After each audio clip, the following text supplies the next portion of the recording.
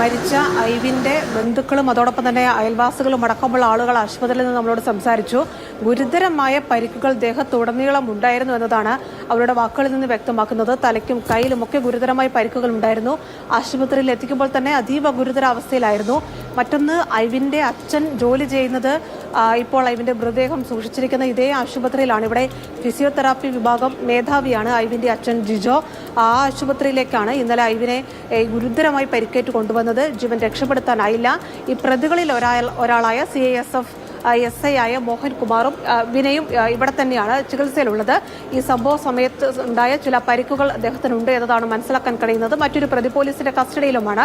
അല്പസമയത്തിനകം തന്നെ ഇൻക്വസ്റ്റ് അടക്കമുള്ള നടപടിക്രമങ്ങൾ ഇവിടെ ആരംഭിക്കും. പോലീസ് ഉദ്യോഗസ്ഥരടക്കം ഇവിടെ എത്തിയിട്ടുണ്ട്.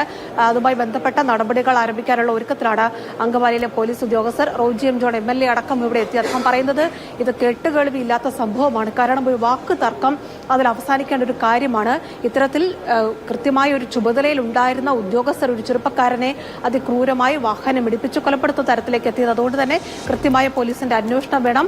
പ്രതികൾക്ക് ജോലിയിൽ നിന്ന് മാറ്റി നിർത്തി അവരെ കൃത്യമായി തന്നെ ശിക്ഷയിലേക്ക് എത്തിക്കേണ്ട തരത്തിൽ മുന്നോട്ട് കൊണ്ടുപോകണം എന്നതാണ് MLA അടക്കം ആവശ്യപ്പെടുന്നത്. രാഷ്ട്രീയ പാർട്ടികളുടെ CPM-ന്റെയും കോൺഗ്രസിന്റെയും ഒക്കെ പ്രതിനിധികൾ ഇവിടേക്ക് എത്തുന്നുണ്ട്. എന്തായാലും നാട്ടുകാർ വലിയ ഞെട്ടലിലാണ്. കാരണം ഇവിടെ ആശുപത്രിയിലുള്ളവർക്കൊക്കെ പരിചയമുള്ള ആളാണ്, നാട്ടുകാർക്ക് അതീവ പരിചയമുള്ള ആളാണ്. ആ കുടുംബവും ഈ ഐവൻ എന്ന 24 വയസ്സുകാരനും ഒക്കെ. അതുകൊണ്ട് ആ മരണം അത് ഉൾക്കൊള്ളാൻ ആളുകൾക്ക് കഴിഞ്ഞിട്ടില്ല. ഒരു കൊലപാതകം എന്ന രീതിയിൽ തന്നെ അന്വേഷണം മുന്നോട്ട് കൊണ്ടുപോയി തക്കതായ ശിക്ഷ പ്രതികൾക്ക് വേണമെന്നാണ് ആശുപത്രിയിലുള്ളവരും നാട്ടുകാരും ബന്ധുക്കളും ഒക്കെ ആവശ്യപ്പെടുന്നത്. നാളെ 2 മണിക്ക് സംസ്കാരം നടത്തുന്ന തരത്തിലാണ് ക്രമീകരണങ്ങൾ ഏർപ്പെടുത്തിയിരിക്കുന്നത്.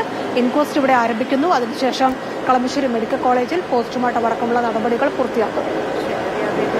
നൽകിയതൊരു അവസ്ഥയാണ് അല്ലെ, ആർക്കും കണ്ടു നിൽക്കാൻ കഴിയാത്ത ഒരു അവസ്ഥയിലാണ് ഐവിന്റെ ശരീരം ഉണ്ടായിരുന്നത് എന്നുള്ളതാണ് നേരത്തെ അരുണൊക്കെ റിപ്പോർട്ട് ചെയ്തത്. ജോലി ചെയ്യുന്ന സ്ഥലത്തേക്ക് തന്നെ ആ മൃതദേഹം കൊണ്ടുവരിക, മകന്റെ ഒരിക്കലും പ്രതീക്ഷിക്കാത്ത നിലയിൽ മകനെ ഇങ്ങനെ കാണേണ്ടി വരിക, വല്ലാത്തൊരു അവസ്ഥയിലൂടെ ആയിരിക്കും ആ കുടുംബവും കടന്നു പോകുന്നത്. എന്തായാലും